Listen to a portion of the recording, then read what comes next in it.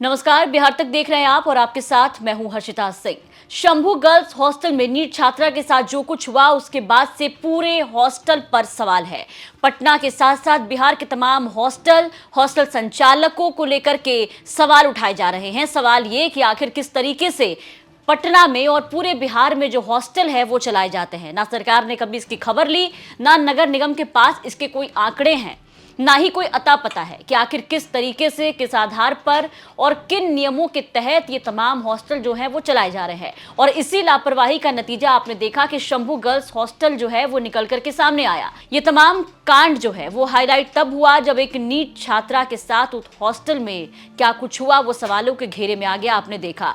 और इस पूरे मामले के सामने आने के बाद अब मुख्यमंत्री नीतीश कुमार जो है वो पूरी तरीके से एक्शन में नजर आ रहे हैं और अब उन्होंने सख्त निर्देश जारी किए हैं तमाम हॉस्टलों को लेकर के, जो ऐसे ही किसी भी तरीके से बस काम चलाऊ हॉस्टल जो है वो चलाए जा रहे हैं। आप देख रहे हैं कि अगर पटना में या पूरे बिहार में आप देखेंगे, अगर 2 रूम का कमरा भी है तो किस तरीके से उस कमरे को डिवाइड करके लोग वहां पर हॉस्टल चला दे रहे हैं। ना ही उस हॉस्टल के बारे में किसी को पता है, ना किसी को उसके बारे में खोज खबर है। और जब कांड हो जाता है तो फिर संचालिका कौन है वो भी नहीं पता चलता है और फिर सब के सब रफू चक्कर है। नीलम अग्रवाल कौन है आज तक पता नहीं चला। और अब इसको लेकर के नीतीश कुमार ने क्या कुछ गाइडलाइंस जारी किया है, सबसे पहले आपको वो बताएंगे कि अब हॉस्टल संचालकों को जरा सावधान होने की जरूरत है। अगर आप भी पटना या बिहार में कहीं भी हॉस्टल खोलने का सोच रहे हैं तो इन गाइडलाइंस को जरा ध्यान में रखिए।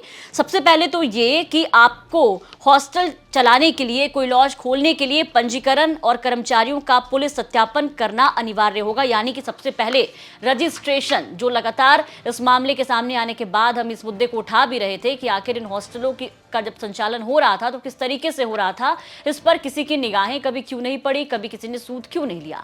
अब आखिरकार नीतीश कुमार हरकत में आए हैं और फिर इस एक्शन में सबसे पहले जो दिशा निर्देश जारी किए गए हैं उसमें यही है कि सबसे पहले अगर आप कोई हॉस्टल या लॉज चलाना चाहते हैं तो उसके लिए आपको रजिस्ट्रेशन कराना होगा। रजिस्ट्रेशन कराने के बाद जो भी कर्मचारियों को आप अपने हॉस्टल में नियुक्त कर रहे हैं, वो चाहे वार्डन हो, केयरटेकर हो या फिर रसोइया हो, खाना बनाने वाले हो या कोई भी हो, सबसे पहले उसका पुलिस सत्यापन यानी कि पुलिस वेरिफिकेशन जो है वो कराना अनिवार्य है। क्योंकि हॉस्टल में कौन काम कर रहे हैं, कौन नहीं है, कौन आ रहा है, कौन जा रहा है, किसकी एंट्री है, ये सब कुछ शंभू गर्ल्स हॉस्टल के कांड के सामने आने के बाद सवालों के घेरे में था। अब इसको लेकर के जो निर्देश है वो आपके सामने है, जो हमने आपको बताया। इसके साथ ही क्या कुछ करना है वो भी सुन लीजिए कि परिसर के प्रमुख हिस्सों में सीसीटीवी कैमरे लगाने पर विशेष जोर दिया गया है। कई ऐसे हॉस्टल हैं जहां पर बिना सीसीटीवी कैमरे के, हमने आपको बताया कि जैसे तैसे जो हॉस्टल हैं वो चलाए जा रहे हैं कि अगर किसी के पास अपना घर है तो कमाने के लिए वो घर में ही अपना हॉस्टल खोल दे रहे हैं, जिसको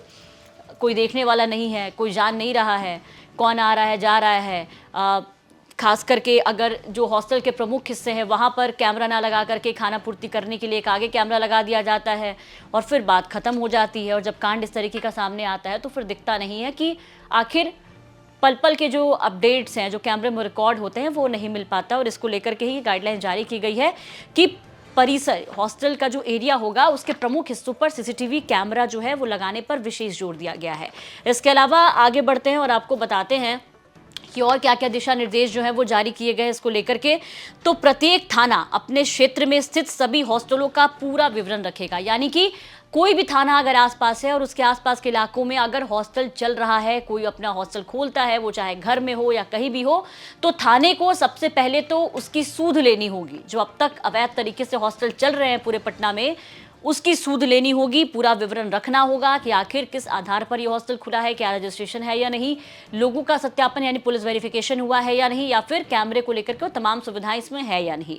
ये सब इसलिए कराया जा रहा है क्योंकि जब भी आवश्यकता हो तो जानकारी तुरंत उपलब्ध हो। जैसा कि हमने आपको बताया कि शंभू गर्ल्स हॉस्टल में ये आपने देखा कि इस कांड के बाद नीलम अग्रवाल कौन है, ना उस औरत की एक तस्वीर सामने आई है, ना उसके बेटे की कोई तस्वीर सामने आई है। नीलम अग्रवाल अब तक पुलिस की गिरफ्त से बाहर है, कहाँ है, कहाँ छुपी है, कहाँ फरार है, इस पूरे कांड से क्या संलिप्तता है, सब कुछ पुलिस के पहुंच से बाहर है।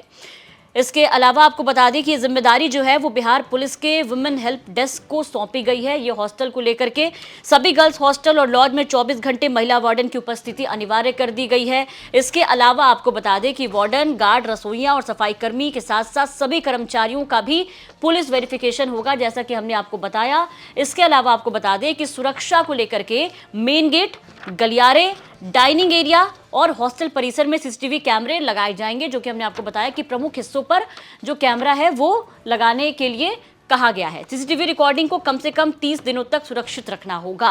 अगर कोई हॉस्टल ये कहता है कि हम रिकॉर्डिंग नहीं है, डिलीट हो गया है या कुछ भी ऐसा, तो अब ऐसे नहीं चलेगा।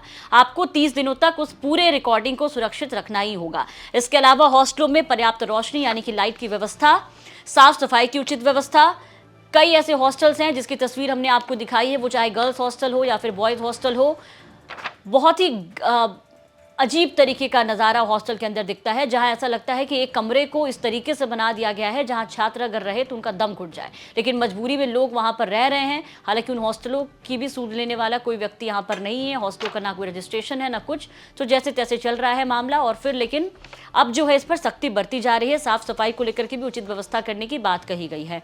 मजबूत दरवाजे और ताले, क्योंकि अक्सर कांड जो है इन्हीं दरवाज़ों के जरिए होता है, इसके लिए भी व्यवस्था करने के लिए कहा गया है।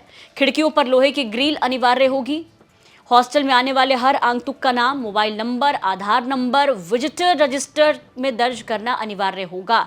शंभू गर्ल्स हॉस्टल वाले कांड में जो लापरवाही हुई, आपने देखा कि ना कोई रजिस्टर मेंटेन होता था, ना कुछ, कौन अंदर आ रहा है जा रहा है कुछ नहीं पता। सीसीटीवी कैमरे में खुलासा हुआ कि 5 लड़के गए, 6 लड़के गए, थर्ड फ्लोर पे क्या चलता था, तमाम बातें सामने आ रही थी। इसके अलावा गर्ल्स हॉस्टल के रिहायशी हिस्सों में पुरुषों का प्रवेश पूरी तरीके से प्रतिबंधित रहेगा। ये एक ऐसी गाइडलाइन है जो बेहद महत्वपूर्ण है, क्योंकि अक्सर जो गर्ल्स हॉस्टल है वो इसलिए खोले जाते हैं जहां सिर्फ लड़कियां हो। माता पिता जो होते हैं दूर दराज से अपने बच्चों को भी इसलिए भेजते हैं ताकि उनकी बेटियां सुरक्षित वहां पर पढ़े, लेकिन ऐसा होता हुआ दिखता नहीं है। लेकिन अब सरकार ने इसको लेकर के गाइडलाइंस जारी कर दी है। आपात स्थिति से निपटने के लिए सभी हॉस्टलों में स्थानीय थाना, विमेन हेल्प डेस्क और 112 आपातकालीन नंबर की जानकारी वाले पोस्टर लगाना जरूरी है। यानी कि अगर कोई इमरजेंसी होती है तो लड़कियों के सामने ये तमाम नंबर होने चाहिए, पोस्टर लगने चाहिए, ताकि इमरजेंसी में जो हॉस्टल की लड़कियां हैं वो तुरंत कांटेक्ट कर सके और अपनी जो परेशानी है वो बताए। तो कुल मिलाकर के इस दिशा निर्देश को अब सख्ती से लागू कराया जाएगा। इसको लागू कराने के लिए सीएम नीतीश कुमार से लेकर के उप मुख्यमंत्री सम्राट चौधरी जो है वो पूरी तरीके से अब एक्टिव नजर आ रहे हैं। हालांकि नीट छात्रा मौत के मामले के बारे में आपको बता दें कि एसआईटी, सीआईडी ये तमाम टीम गठित की गई थी, लेकिन फिलहाल सबके सब फेल साबित हुए। 25-26 दिन बीत जाने के बाद भी इस पूरे मामले में अब तक कोई भी जानकारी सामने नहीं आई, कोई पुख्ता सबूत किसी के हाथ नहीं लगा और अब ये केस जो है वो सीबीआई को सौंप दिया गया है। देखना होगा कि एसआईटी, सीआईडी और पटना पुलिस जो नहीं कर पाई, क्या सीबीआई उस काम को कर पाएगी? क्या सीबीआई छात्रा और उसके पूरे परिवार को न्याय दिला पाएगी? फिलहाल के लिए इतना ही। तमाम खबरों के लिए अब रहे बिहार तक के साथ।